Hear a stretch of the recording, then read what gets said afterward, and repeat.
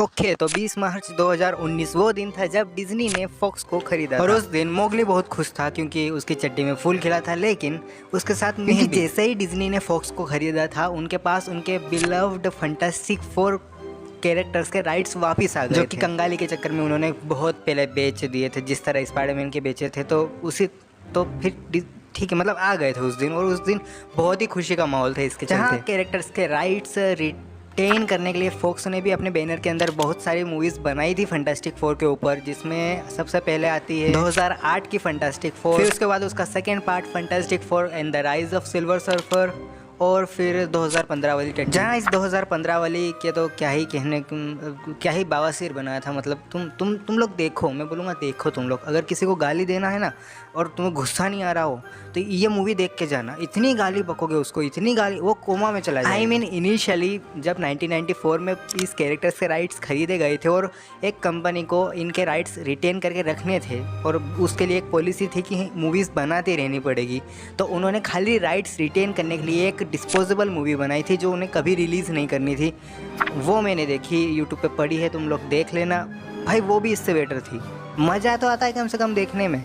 ये घटिया पिक्चर ना तो मज़ा आता है ना कुछ नहीं। एक कमरे में पूरी पिक्चर ख़त्म कर दी इन घटिया। जहाँ ये दास्ता फिर कभी इसकी फिर कभी लेंगे। लेकिन कहने का मतलब यही है कि जब फैंटास्टिक फोर अपने घर में नहीं थे, यानी मार्वल में नहीं थे, तब उनकी हालत बहुत अच्छी नहीं थी, क्योंकि 2000 में भी जो फैंटास्टिक फोर मूवीज़ आई थी वो भी कोई बहुत खास नहीं थी। दे आर लाइक ओके, और दूसरी वाली तो बिलो एवरेज। और जब मार्वल सिनेमैटिक यूनिवर्स सक्सेसफुल हो गया, एंड गेम और इन्फिनिटी वॉर रिलीज हो गई, और जब मार्वल का इन्फिनिटी सागा ख़त्म हो गया, तब सब कंक्लूड हो गया था, तभी डिज्नी ने फॉक्स को भी खरीद लिया, जिसके साथ ही साथ उनके पास उनके फैंटास्टिक फोर के राइट्स वापस आ गए, यानी फैंटास्टिक फोर की फिर से घर वापसी हो गई। और क्योंकि मार्वल अब नई स्टोरी लाइन से शुरू करने वाला था, नए कैरेक्टर्स इंट्रोड्यूस करने वाला था, तब फैंस बहुत एक्साइटेड थे कि हमें फैंटास्टिक फोर कब देखने को मिलेंगे फाइनली उनके घर में। जहां इसका सबसे पहला टीज मार्वल ने अपनी शो रील में किया था, जहां उन्होंने फेज 4 की सारी मूवीज को अनाउंस किया था, और तभी से फैंस छपरा फार एक्साइटेड हो गए थे, और एक्साइटेड हो गए थे कि इस मूवी की रिलीज डेट कब अनाउंस होगी, इस मूवी में कास्ट कौन होगा और डायरेक्ट कौन करेगा। जहां इसकी फाइनल रिलीज डेट तो हमें जब मार्वल ने अपनी फुल स्लेट अनाउंस करी थी फेज 4, 5 और 6 की, तब मिली थी, जो कि उस पर तो मूवी घंटा रिलीज नहीं हुई। पर ठीक कुछ समय बाद मार्वल ने इसके डायरेक्टर भी अनाउंस कर दिए, जो कि मैट शेकमैन होने वाले थे, जिन्होंने WandaVision डायरेक्ट किया था। और फिर बहुत टाइम लेने के बाद मार्वल ने इसकी कास्ट भी अनाउंस कर दी, जो कि लोगों के बीच में काफ़ी पॉजिटिव रिसेप्शन था इसको लेकर। जहाँ इस मूवी के लिए एक्साइटेड होने का सबसे बड़ा रीज़न तो यही था कि ये फैंटास्टिक फोर की मूवी है, लेकिन साथ ही साथ मार्वल ने अनाउंस किया कि इस मूवी का मेन विलन गैलेक्टस होने वाला है। और ये सुनने के बाद मोगली की चड्डी में 4 फूल खिल गए और लोग बहुत ही ज़्यादा एक्साइटेड हो गए, ठीक है, इंक्लूडिंग। जहाँ इतने एंटिसिपेशन के बाद फाइनली मूवी रिलीज़ हो गई है और मैंने मूवी देख ली है, तो क्या इतना वेट वर्थ इट? क्या ये मूवी मेरी उम्मीदों पर खरी उतरी, और क्या हमें फाइनली एक बढ़िया फैंटास्टिक फोर मूवी देखने को मिल गई? और अगर इसका मुझे एक लाइन में जवाब देना हो तो हाँ, ये लड़का हमारी उम्मीदों पर खरा उतरा, लेकिन चौथी गली में द रॉक के साथ पकड़ा गया। आई मीन मूवी के अंदर कुछ प्रॉब्लम्स भी हैं, कुछ नेगेटिव्स भी हैं, लेकिन शुरुआत करते हैं मूवी की हल्की फुल्की कहानी और फिक्र मत करो, कोई स्पॉयलर्स नहीं देने वाला। तो मूवी की हल्की फुल्की कहानी वही है जो हमने टीजर्स में और ट्रेलर्स में ऑलरेडी देख रखी है, कि एक डिफरेंट यूनिवर्स की कहानी है जो कि अर्थ 828 है। यहाँ पर फैंटास्टिक फोर 4 साल से ऑलरेडी एग्जिस्ट करते हैं और दुनिया को बचाते आ रहे हैं, और उनकी बॉन्डिंग आपस में बहुत अच्छी है, जो कि ऑब्वियसली वो एक परिवार है, तो जिनमें भैया, भाभी, देवर और मित्र चारों रहते हैं, तो मतलब बॉन्डिंग तो अच्छी है ही सही इनकी। और वो एस्पेक्ट मूवी का बहुत ही बड़ा वाला पार्ट है, जो कि इन लोगों ने बहुत ही अच्छे से दिखाया। और everything is going good until one day silver surfer आती है ये धरती पर और बता देती है कि तुम्हारा प्लेनेट गैलेक्टस भाव को पसंद आ गया है और वो आ रहे हैं इसको खाने, और इनके गांड फाड़ने के बाद वो चली जाती है वापस स्पेस। अब ये लोग गैलेक्टस से कैसे बचेंगे, गैलेक्टस पूरी दुनिया छोड़ के इनका ही प्लेनेट क्यों खाने आ रहा है, वो सब बहुत ही एक्साइटिंग है। सच में मतलब मजा आ जाएगा। जहाँ मूवी में चारों कास्ट की केमिस्ट्री, उनके परफॉर्मेंसेस सब अपने रोल में बहुत ही अच्छे से सूट हो रहे हैं। मूवी के एक्शन सीक्वेंसेस बहुत अच्छे हैं, और एक ऐसी मूवी में हम जो एपिक मूवमेंट्स या फिर हाई मूवमेंट्स एक्सपेक्ट करते हैं वो बहुत ही सही तरीके से दिए गए हैं इस मूवी के अंदर, और वो लैंड करते हैं। जहाँ इसमें एक स्पेस का सीन है इंटरस्टेलर जैसा, और वो बहुत ही बढ़िया। और इससे याद आया, मूवी के VFX बहुत ही बढ़िया है, खाली वो बच्चे को छोड़कर, क्योंकि वो भाई वो बहुत ही मतलब कोई रियल ऐसा मतलब इलीगल है क्या कि किसी रियल बच्चे को लेके ऐसे शूटिंग नहीं कर सकते? ठीक है, let me know in the comments, मतलब ये ऐसा इलीगल है क्या? वरना रियली बच्चा लिया था यार, किसी का ले लेते, वो दे देते खुशी खुशी, इतनी बड़ी मूवी में आ रहा है बच्चा, हीरो बन गया मतलब।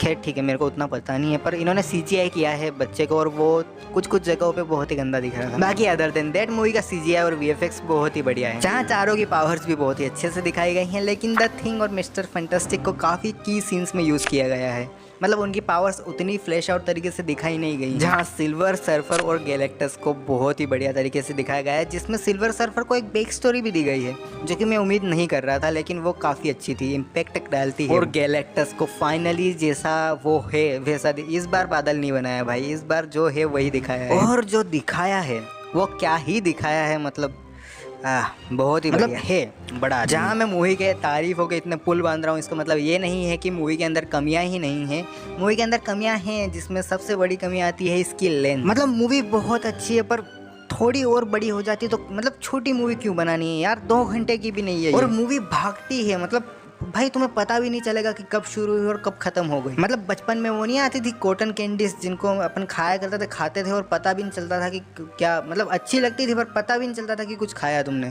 ये मूवी सेम वही। बाकी उसके अलावा मूवी बहुत बढ़िया है। जहाँ तुम घर पे बैठ के चना चबाते हो, अगर ये सोच रहे हो कि मूवी देखने जाऊँ या नहीं, तो मैं बोलता हूँ कि मूवी बहुत ही बढ़िया, जाओ भाई देखने, मजा आ जाएगा। और इसके बाद हम बात करने वाले हैं मूवी की एंडिंग और पोस्ट क्रेडिट सीन के ऊपर। तो अगर तुम्हें स्पॉयलर्स नहीं चाहिए तो हियर्स द स्पॉइलर अलर्ट। इसके आगे का वीडियो मूवी देखने के बाद देख लेना, और अगर तुम्हें स्पॉयलर्स से घंटा फर्क नहीं पड़ता है तो फिर कंटिन्यू। जहां हमें मूवी की एंडिंग में दिखाया जाता है कि रीड रिचर्ड्स एक टेलीपोर्टेशन डिवाइस क्रिएट करता है, ताकि जब भी गैलेक्टस धरती पे आए तो वो उसको टेलीपोर्ट करके कहीं और पहुंचा दे और इससे हम ये लोग बच जाए। जहाँ क्योंकि वो गैलेक्टस भाऊ है तो ये चीज़ करने में इनको बहुत स्ट्रगल होता है, लेकिन फाइनली शू स्टॉर्म अपना पावर्स का जोर लगा के गैलेक्टस को टेलीपोर्ट कर ही देती हैं, लेकिन इसके चलते वो मर जाती है। जहाँ इसके बाद सब लोग मातम मनाने लग ही जाते हैं, लेकिन उसके बाद इनका जो नन्ना मुन्ना बच्चा होता है फ्रैंकलिन रिचर्ड्स, वो सू स्टॉर्म को वापस जिंदा कर देता है। अब तुम लोग सोच रहे होगे कि ऐसे कैसे, क्योंकि भैया भाभी में पहले से ही पावर्स है तो